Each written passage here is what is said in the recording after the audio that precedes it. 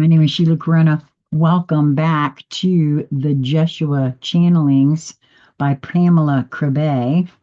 And if you are following along with me in the book, I am on page 29, The New Earth 2, which is the second chapter inside of the Lightworker series part of channelings.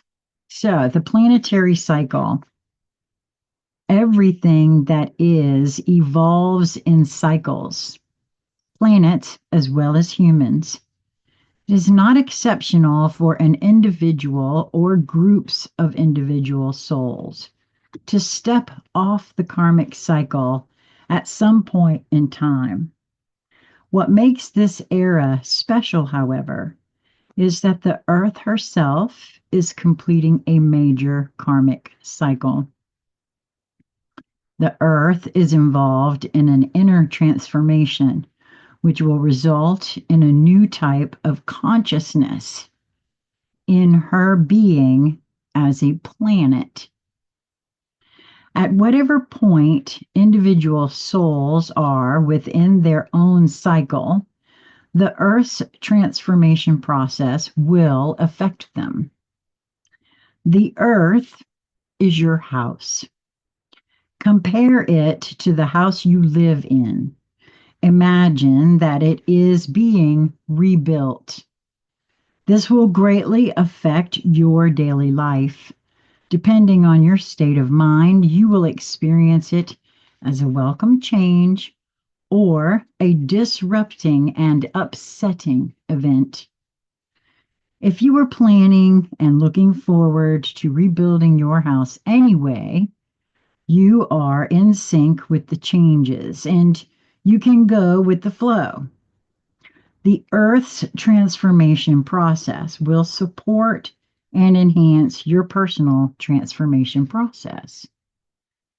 If you did not want to have your house rebuilt at all, you will feel frustrated by the chaos surrounding you. The inner Earth changes will throw you off balance. For the ones who are welcoming the inner changes of your planet Earth, these will be extremely empowering times. You will be lifted by the wave of light that is presently flooding your universe. At present, the Earth is almost cracking beneath the karmic burden of humanity. The negativity and violence which spring from this karmic burden form a kind of energetic waste that the Earth is hardly able to process, to neutralize, or integrate. Focus your consciousness for a moment on the heart of the Earth. Relax and focus. Can you feel something there? Can you feel how the Earth is being torn apart? How there is so much violence on her, upon her? The Earth is feeling powerlessness and resistance at the same time. She is on the verge of creating a new foundation for her being. The Earth is going to release the energies of struggle, competition, and drama on inner and outer levels. And boy, I tell you, I see that being reflected out in the stage in my surroundings, right? The new foundation that is dawning within her is the energy of the heart, the energy of balance and connectedness, the living Christ energy. The Earth, just like humanity, is involved in a learning experience. Just like humanity, her consciousness is evolving and transforming itself. As with humanity, her journey started from a certain type of ignorance or unconsciousness about her own being. The Earth once was a, quote, dark planet, which absorbed or swallowed the energies surrounding her. She took in energies or beings that she encountered, and she assimilated them completely. She took away their uniqueness and, in a sense, killed them. This sprang from a desire for expansion. The earth somehow sensed a lack or inadequacy within her, which she interpreted as a need to conquer and assimilate other energies. Since the earth did not give anything back to these energies, there was not really an interaction between them. It was a deadly and death-like process. And I witnessed that in an experience that I had, and I'm being shown that right now. And how that what that consciousness is. It knows nothing but that, and that is all. It's not a malicious thing. At a certain time, the earth became aware that this process did not satisfy her. She felt something lacking in this way of feeding herself. That's so interesting. Like I said, I experienced that, and it was a whole experience. Her sense, I wonder if that was a precursor to this on purpose. Her sense of inadequacy was not relieved by it. Her urge towards expansion was not satisfied by making energy dead. At this moment, within Earth consciousness, the desire was born for liveliness, for life. Not that the Earth was fully aware of it. She just knew she wanted something else, something new, a kind of interaction with other energies, which would not end in the reduction of those energies to Earth energy. Within Earth consciousness, a space for the experience of something different than herself. Within Earth consciousness, a space was created for the experience of something different than herself. Energetically, this means the beginning of life on Earth. It is a cosmic law that all deeply felt desires will ultimately create the means for their realization. Desires, which are, now this for me goes right straight to the heart of what I learned through this book, Handbook for the New Paradigm. That thought thinks within itself. I hear that statement right here in this one. It is a cosmic law that all deeply felt desires will ultimately create the means for their realization. Desires, which are essentially a mixture of thought and feeling, are creative energies. This holds for planets as well as for people. Within Earth, as a planet, longing had arisen. A longing to experience life, a longing to preserve and cherish life instead of destroying it. And so it happened. When life came to Earth, the Earth herself started to bloom and blossom. She entered a new domain of experience, which filled her with a sense of surprise and satisfaction. She was surprised that such a simple longing, such a vaguely felt need, would bring about such grand and novel developments. On Earth, a grand experiment of life forms unfolded. Many life forms were drawn to manifest themselves on Earth and to experiment with the energies present. The Earth became a breeding place for novelty. There was freedom to explore new roads, new possibilities. There was and still is free will for all creatures.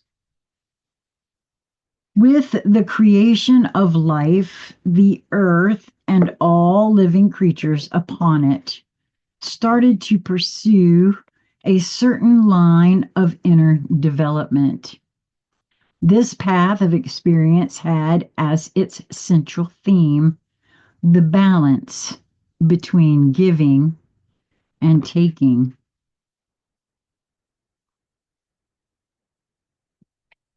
At the inner level of consciousness, the earth has been striving for eons to find the right balance between giving and taking. As a planet, Earth gives and takes life.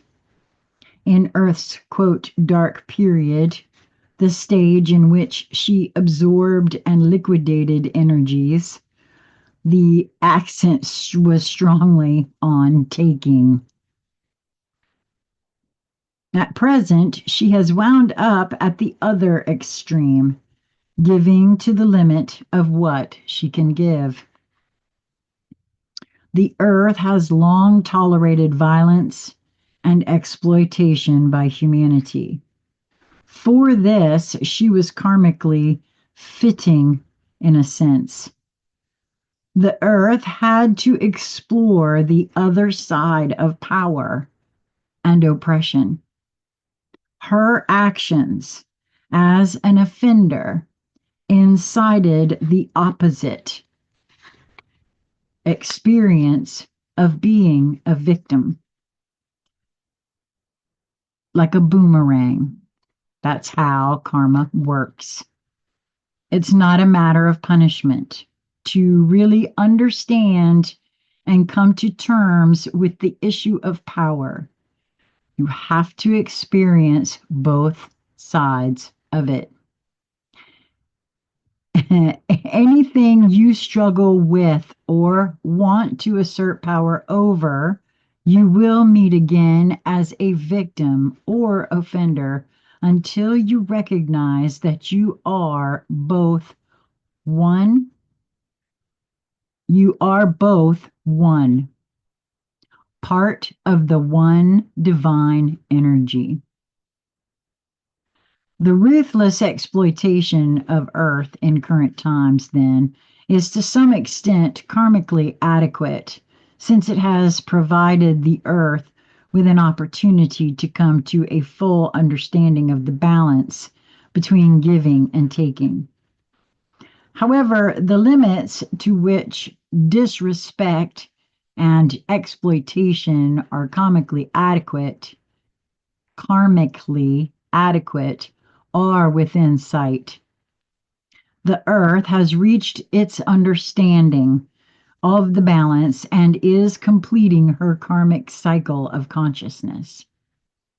She has attained a level of love and awareness now that will not tolerate human abuse for much longer. This level of consciousness will cause her to attract like-minded energies, which savor harmony and respect, and to repel energies with destructive intent. Now, I've not only highlighted, but like put a little, this is my first tab that I put on the outside here.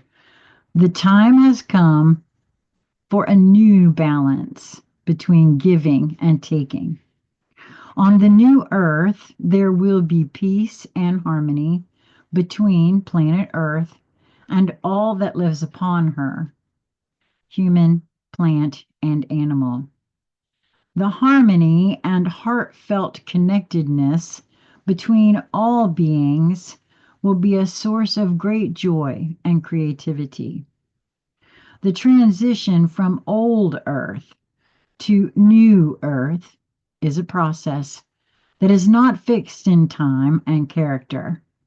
Much depends upon the choices made by humanity. The choices made by all of you as individuals right now. A lot of predictions have been and are being made about this time of transition. Making such predictions is always a dubious affair. The point is, your visible material reality is a manifestation of inner collective states of consciousness. Consciousness is, as we put it at the start, free and creative. At any time, you can decide to change your future by thinking and feeling differently. You have power over your thoughts and feelings. At any time, you can say no to limiting destructive thoughts or feelings. This counts for you as an individual, but it also goes for larger groups of people. When a substantial group of individuals choose freedom and love over self-hate and destruction, then this will manifest itself in material reality. The earth will react to it. She is sensitive to what takes place inside of people. She responds to your inner movements. I feel like that is true, and there are others who know that as well and endeavor to manipulate consciousness in relation to that and cause things.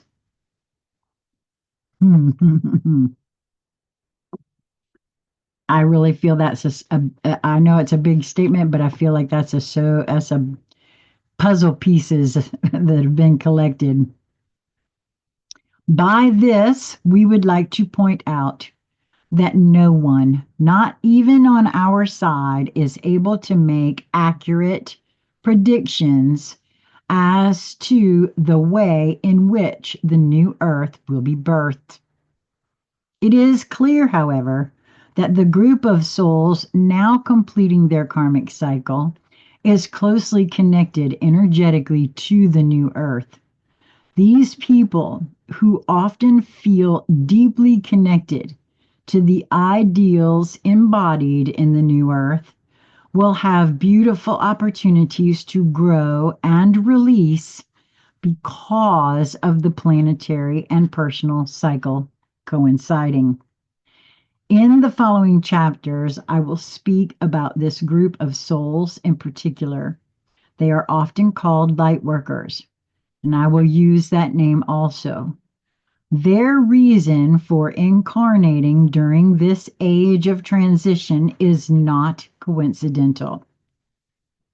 They are deeply connected to the history of Earth.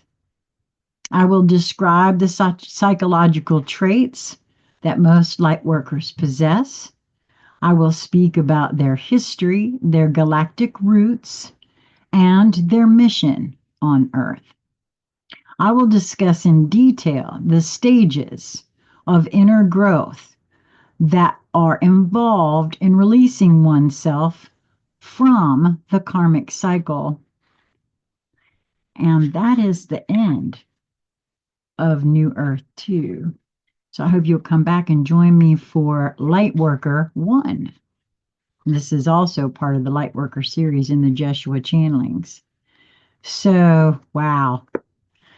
I hope that you will follow whatever draws your attention, whatever triggers you, whatever piques your interest, because there's something there for you to discover. Mwah. Till next time we meet again, be well, my friends.